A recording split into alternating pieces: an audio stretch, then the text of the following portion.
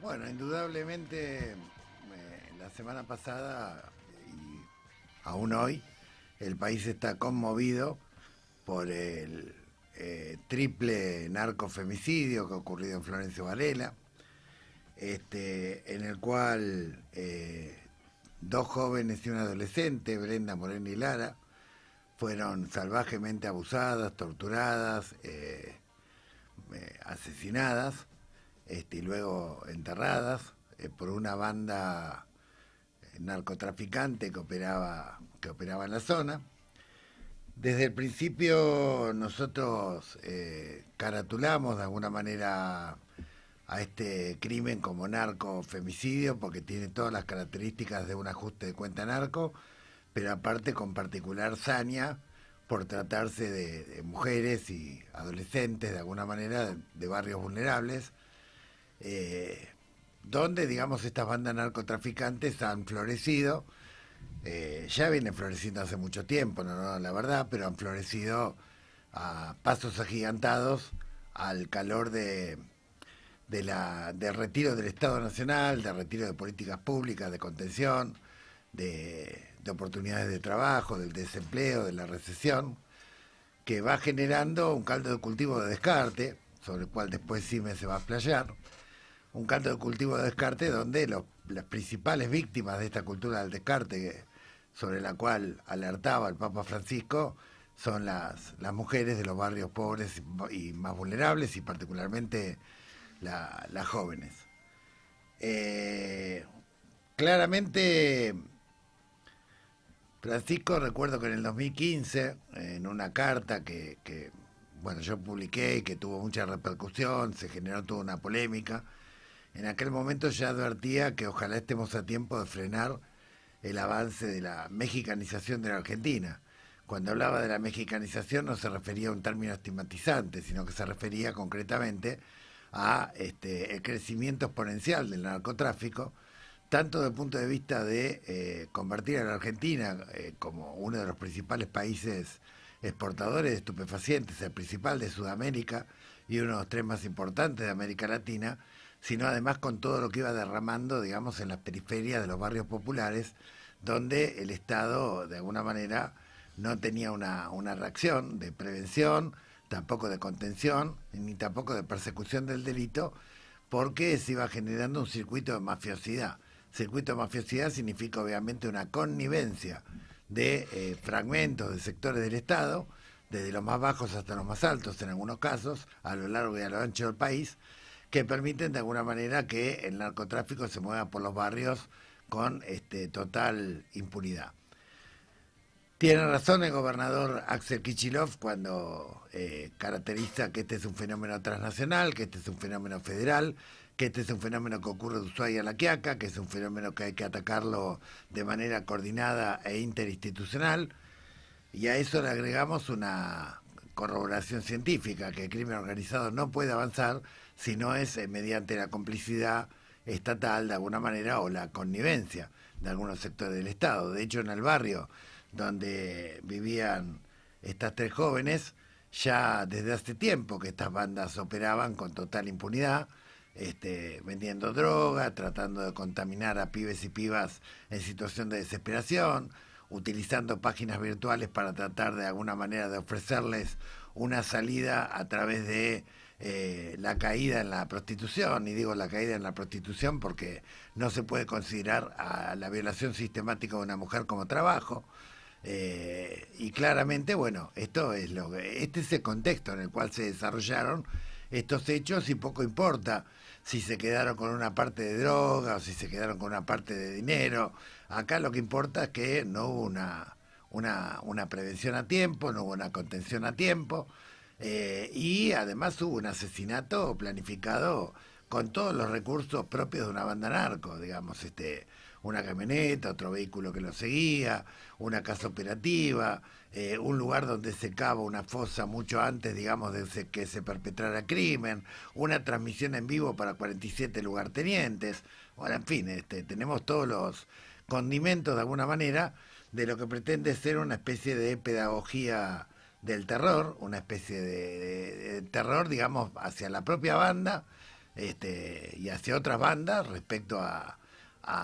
qué les puede pasar si los mexicanean, y también respecto al Estado, o sea, el saberse de alguna manera impunes y el saberse que se movían de alguna manera en un ecosistema que ellos conocían. Estas bandas tenían su cabecera de puente, de alguna manera su base logística en barrios de emergencia de la capital federal, la 1114, la 2124, lugares donde ya hace más de una década y media se viene denunciando, digamos, la instalación de alguna manera de carteles de narcotráfico bastante importantes, liderados por Marcos Estrada, que si bien fue deportado del país, sigue operando desde afuera del país, y han quedado varios de sus lugartenientes activos, a pesar de la presencia de la Gendarmería, a pesar de la presencia de la Policía Federal, a pesar de la sistemática cantidad de denuncias que hubo al respecto, nunca se terminó de extirpar de raíz a estas bandas porque se nutren de un contexto general en el cual el narcotráfico se enseñorea en toda nuestra patria y donde se ha convertido en un negocio multimillonario de exportación de estupefacientes hacia Europa, de cocaína, de marihuana transgénica también, de fentanilo, también de efedrina, en fin, no es solamente un problema de fronteras, más allá de que por las fronteras pasa de todo, y particularmente por fronteras como la de Orán y Aguas Blancas, o la de Villazón y La Quiaca, o la de Clorinda, Nanagua, Asunción, y Las Lomitas, o por la triple frontera. No es solamente un problema de la hidrovía, es un problema estructural. Estructural significa que evidentemente hay en los más altos poderes del Estado, de los tres poderes del Estado, se ha sido totalmente tolerante y permisivo respecto a la creciente penetración del narcotráfico en nuestro país. Esto viene ocurriendo desde los años 90 y obviamente al calor de la desocupación, al calor de la miseria, al calor de la falta de oportunidades, obviamente se va desparramando en los barrios y va dejando su secuela de miedo, de terror, de muerte, que ahora ha tenido un capítulo muy parecido al que vemos en otros países, a los que se han visto en Brasil o en Paraguay, con el Comando Barmelo o con el Comando de la Triple Alianza, los que se han visto con los Maras, lo que se ha visto muchas veces en México con el cartel de Sinaloa. Bueno, ahora estamos empezando de alguna manera a tener una pedagogía del terror sumamente brutal, sumamente bestial, que intentan instalar los narcos, que de alguna manera reemplazan a ese Estado que se retira y del cual el presidente Milei se jacta de que se retire. Y hay un huevo de la serpiente, obviamente, que explica también el crecimiento exponencial del narcotráfico en nuestro país. Y ese huevo de la serpiente, a nuestro modo de ver, tiene que ver con el sistema laxo de financiamiento de las campañas y de los partidos que existe en la Argentina, que es un sistema mixto, con un aporte de fondos estatales sumamente exiguo, con un tope de aportes privados ridículo, y donde además se permite el aporte de figuras jurídicas, empresas, asociaciones, fundaciones, que obviamente, y además hay pocos controles y ninguna sanción, con lo cual es un festival de dinero negro, lavado de activos, vínculos promiscuos con el crimen organizado, vínculos promiscuos con empresas que después imponen condiciones que avanzan en dirección a la corrupción o el extractivismo. Es decir, cuando la política se viene financiando más de manera oscura que de manera formal, obviamente se empieza a crear lo que los italianos llaman un circuito de mafiosidad, que es básicamente una relación de alguna manera promiscua, una relación de connivencia, de tolerancia entre las autoridades concretamente que tienen que gestionar en la función pública y el crimen organizado. Y esto también obviamente se manifiesta en otros poderes del Estado. Lo hemos visto también en la justicia, ya hay algunos jueces que han sido destituidos, algunos que otros no harán, algún fiscal federal en Paso de los Libres, algún juez federal que en este momento está por caer en Santa Fe. Hay un largo historial de jueces fiscales también, obviamente también de fuerzas de seguridad, en las cuales ha habido causas por involucramiento en situaciones de narcotráfico, pero la política también tiene mucho que ver y de esto hablaremos en el programa de hoy, porque obviamente en estos días que sale a la luz, que no era solamente un avión y no era solamente una camioneta, lo que José Luis Esper recibía de Fred Machado, un narcotraficante que hoy tiene orden de extradición, digamos, y una condena por narcotraficante, no era tampoco una casualidad o un desliz, la causa de los aportantes truchos y muchas causas en las cuales ha habido menor o mayor escala, tratándose de campañas de municipios o de provincias o a nivel nacional, en la cual se han salpicado elementos de corrupción y elementos de vinculación del Estado o de los poderes del Estado con la mafia y con el crimen organizado, y este es el caldo de cultivo sobre el cual se desarrolla el narcotráfico, sobre el cual se desarrolla el narcomenudeo que se desparrama en los barrios y va configurando microestados, y sobre el cual de alguna manera se desarrolló estas muertes bestiales, digamos, de estas tres jóvenes por parte de estas bandas, y obviamente de cómo resuelva el Estado esta cuestión va a depender si esto se va a multiplicar, si esto va a ser una especie de nueva normalidad de la barbarie, o si de alguna manera le vamos a poner un freno.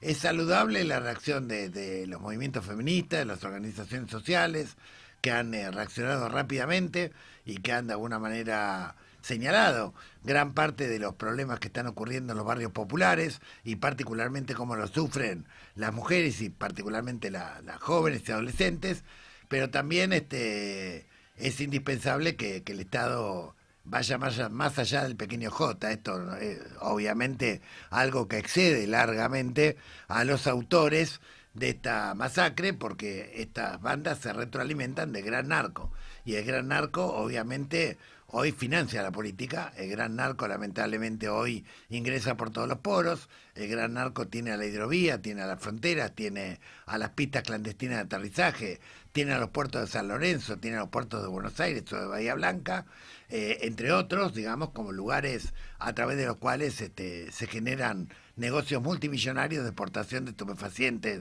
hacia el exterior, y esto es un negocio del cual se nutren y se enriquecen un montón de delincuentes de cuello blanco, muchos de los cuales es cierto que viven en Nordelta, pero no son los únicos, hay mucho más allá de Nordelta. Ya recuerdo las misas que se hacían en Plaza Constitución, donde Francisco denunciaba la trata y la mafia y el crimen organizado, donde el propio Francisco decía muchos de los esclavistas comen en Puerto Madero. O sea, no están manchados de sangre, no están manchados de la tortura directa, pero son los que se benefician económicamente de ella y son los que en realidad ordenan el juego. Bueno, hoy un poco este programa de Laudatistas se va a dedicar a analizar en profundidad qué es lo que ha ocurrido, qué es lo que hay detrás, concretamente, cuáles son las propuestas desde el punto de vista institucional, desde el punto de vista comunitario,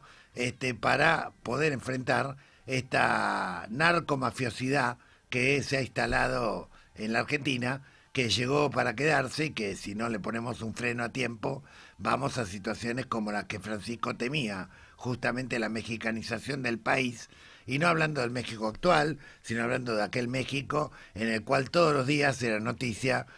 personas descuartizadas, mujeres violadas y enterradas y sepultadas como NN, niños explotados, y todo este infierno y toda esta barbarie que